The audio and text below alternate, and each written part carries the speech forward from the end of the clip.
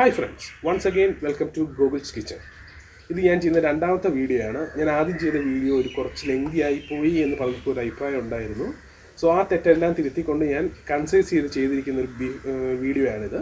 എങ്ങനെ ഒരു യമ്മി ആയിട്ടുള്ള ടേസ്റ്റി ബീഫ് റോസ്റ്റ് ഉണ്ടാക്കാം. അപ്പം നിങ്ങളെല്ലാവരും ഞാൻ എൻ്റെ വീഡിയോയിലേക്ക് ക്ഷണിക്കുകയാണ്. അതിനു മുമ്പ് എൻ്റെ ഈ ചാനൽ നിങ്ങൾ സബ്സ്ക്രൈബ് ചെയ്തില്ല എങ്കിൽ സബ്സ്ക്രൈബ് ചെയ്യുക. അതിലെ ബെൽ ബട്ടൺ ക്ലിക്ക് ചെയ്ത് കഴിഞ്ഞാൽ ഞാൻ അപ്ലോഡ് ചെയ്യുന്ന ഏത് വീഡിയോയുടെയും നോട്ടിഫിക്കേഷൻ നിങ്ങൾക്ക് കിട്ടുന്നതാണ്.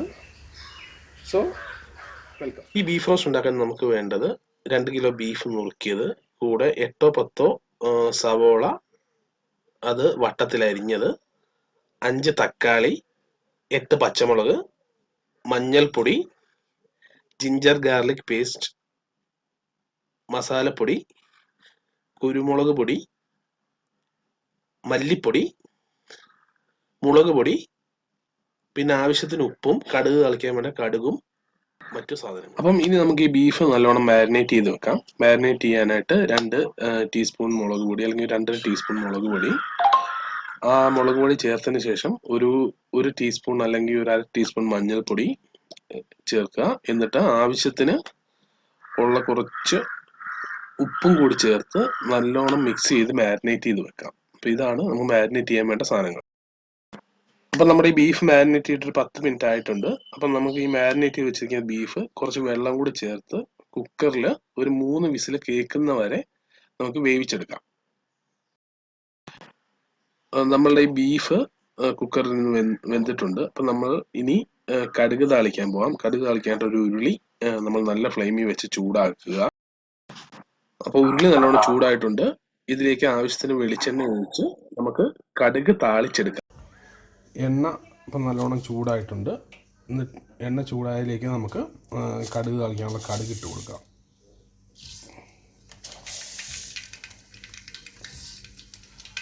കടുക് നല്ലോണം പൊട്ടിയിട്ടുണ്ട്. ഇനിയിപ്പോൾ അതിലേക്ക് നമുക്ക് വേപ്പില ചേർക്കാം. അതിലേക്ക് നമ്മൾ നേരത്തെ അരച്ച് വെച്ച ഇഞ്ചിയും വെളുത്തുള്ളിയും കൂടിയുള്ള പേസ്റ്റ് അതും കൂടി ചേർത്ത് ഇനി ആ പേസ്റ്റും ഇതും എല്ലാം കൂടി ഒന്ന് ഇളം ബ്രൗൺ മൂത്ത് വരുന്നവരെ നമുക്ക് വെയിറ്റ് ചെയ്യാം. നമ്മളിത് കുക്കറിൽ വെച്ച് വേവിച്ച ബീഫ് അത്യാവശ്യം നല്ലോണം വെന്തിട്ടുണ്ട്. നമുക്ക് ഇനി ഇതെടുത്ത് നമുക്ക് റോസ്റ്റ് ആക്കാം. നമ്മുടെ ഈ ജിഞ്ചർ ഗാർലിക് പേസ്റ്റ് നല്ലോണം മൂത്തിട്ടുണ്ട്. ഇതിലേക്ക് നമുക്കിനി പച്ചമുളകും കൂടി ചേർത്ത് ഇളക്കിയെടുക്കാം. ഈ പച്ചമുളക് അത്യാവശ്യം നല്ലോണം ഒന്ന് വഴറ്റി കഴിയുമ്പം നമുക്ക് അതിലേക്ക് എടുത്തു വെച്ചിരിക്കുന്ന സവോളയും കൂടി ചേർത്ത് നല്ലോണം വഴറ്റിയെടുക്കാം. അപ്പൊ ഈ സവോള വഴറ്റി വരുന്ന ടൈമിന് നമുക്ക് നമ്മൾ എടുക്കുന്ന തക്കാളി ഒന്ന് തൊലി കളഞ്ഞെടുക്കാം. അപ്പൊ ഈ തക്കാളി തൊലി കളയുന്നതിനായിട്ട് നമുക്ക് ഇത്തിരി തിളച്ച വെള്ളത്തിലേക്ക് ഒന്ന് 4ആയിട്ട് വരഞ്ഞിട്ട് ആ തൊലി മാത്രം വരഞ്ഞാൽ മതി. എന്നിട്ട് ആ തക്കാളി കുറച്ചു നേരം ഇട്ട് വെക്കാം. അപ്പൊ ആ തൊലി തന്നെ വിട്ടു വരും. അത് കഴിഞ്ഞ് നമുക്ക് തക്കാളിയുടെ തൊലി നമുക്ക് കളഞ്ഞെടുത്ത് സവോളയിൽ ചേർക്കാം. ഈ സവോള നല്ലോണം ഒന്ന് വഴഞ്ഞിട്ടുണ്ട്. അപ്പോൾ നമുക്ക് അതിലേക്ക് നമ്മൾ നേരത്തെ ആ തൊലി കളഞ്ഞ തക്കാളി വട്ടത്തിൽ അരിഞ്ഞിട്ട് ആ തക്കാളിയും കൂടി ചേർത്ത് കുറച്ച് നേരം വേവിക്കണം. ഈ നല്ലോണം വഴണ്ട സവോളയിലും തക്കാളിയിലേക്കും ഇനി നമുക്ക് ചേർക്കാനുള്ള മസാലപ്പൊടികളെല്ലാം കൂടി ഒന്ന് മൂപ്പിച്ച് ചേർക്കാം. അത് പുറത്തൊരു ചീനച്ചട്ടിയിൽ വെച്ച് മൂപ്പിച്ച് ചേർക്കുന്നതായിരിക്കും നല്ലത്. അപ്പോൾ ഈ ചൂടായി വന്ന ചീനച്ചട്ടിയിലേക്ക് നമുക്ക് ആദ്യം കുറച്ച് മസാലപ്പൊടി ഇട്ട് മൂപ്പിക്കാം. എന്നിട്ട് ഈ മസാലപ്പൊടി മൂത്ത് വരുമ്പോൾ അതിലേക്ക് നമ്മൾ എടുത്തു വെച്ചിരിക്കുന്ന മല്ലിപ്പൊടി, ആ മല്ലിപ്പൊടിയും കൂടി ചേർത്ത് നല്ലോണം മൂപ്പിക്കുക. അതിലേക്ക് നമുക്ക് ആവശ്യത്തിനുള്ള മുളക് പൊടിയും കൂടി ചേർക്കാം.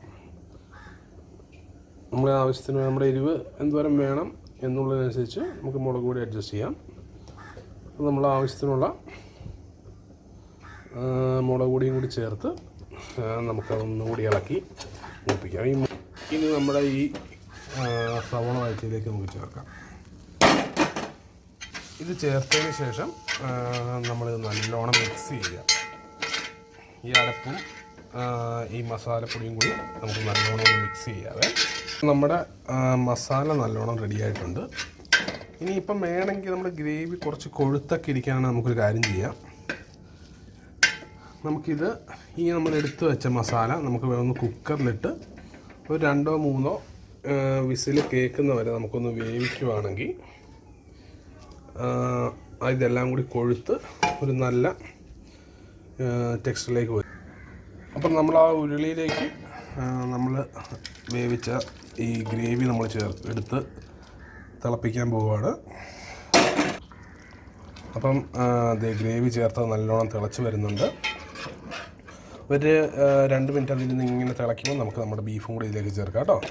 ഈ തിളച്ച് വരുന്ന ഗ്രേവിയിലേക്ക് നമ്മൾ വേവിച്ച് വെച്ച ബീഫ് നമ്മൾ ചേർക്കുവാണ്. ഈ ബീഫ് കൂടി ചേർത്ത് നല്ലോണം ഇട്ട് 5 മിനിറ്റോളം വേവിച്ചാൽ മതിയാവും. ഇതിങ്ങനെ കിടന്നിട്ട് ഈ ബീഫും കൂടി ഇതിലേക്ക് ചേർത്തിട്ട് ഈ ഗ്രേവിയിലേക്ക് ചേർത്തിട്ട് അപ്പോൾ നല്ല തിക്കായിട്ടുള്ള ഗ്രേവിയൊക്കെ ഉള്ളൊരു ബീഫ് റോസ്റ്റ് ഒന്നിരുന്ന് യോജിച്ച് വരുമ്പോഴത്തേക്കും റെഡിയാവും. അപ്പോൾ നമുക്ക് നോക്കാം. നമുക്കിന്ന് ഉണ്ടാക്കിയ ഈ ബീഫ് റോസ്റ്റ് നമുക്ക് സെർവ് ചെയ്യാം. എന്നിട്ട് ഇന്ന് ഉണ്ടാക്കിയിരിക്കുന്നത് ഇടിയപ്പമാണ്. അപ്പോൾ നമുക്ക് ഈ ബീഫ് റോസ്റ്റും ഇടിയപ്പവും കൂടി നമുക്ക് കഴിക്കാം. ഓക്കെ. അപ്പോൾ അത്യാവശ്യം കുറച്ച് ഗ്രേവി കൂട്ടിയാണ് ഞാൻ എടുത്തേക്കുന്നത്. അപ്പോൾ ഇതാണ് ഇന്നത്തെ ബീഫ്. അപ്പോൾ ഇതാണ് ഇന്നത്തെ സ്പെഷ്യൽ ബീഫ് റോസ്റ്റും ഇടിയപ്പവും. അപ്പം എല്ലാവർക്കും ഒന്ന് ട്രൈ ചെയ്യാവുന്ന. Thanks for watching my video. ഞാൻ ചെയ്ത ഈ വീഡിയോ നിങ്ങൾക്ക് എല്ലാവർക്കും ഇഷ്ടപ്പെട്ടു എന്ന് വിശ്വസിക്കുന്നു. ഇനിയും ഇതുപോലുള്ള നല്ല വീഡിയോസ് നിങ്ങൾക്കായി ഞാൻ ചെയ്യുന്നതായിരിക്കും. അതിൻ്റെ നോട്ടിഫിക്കേഷൻ നിങ്ങൾക്ക് കിട്ടാനായി അതിൻ്റെ ബെൽ ബട്ടൺ ക്ലിക്ക് ചെയ്യുക, ഈ ചാനൽ സബ്സ്ക്രൈബ് ചെയ്യുക. So that's it. Hats off from Gokul's Kitchen.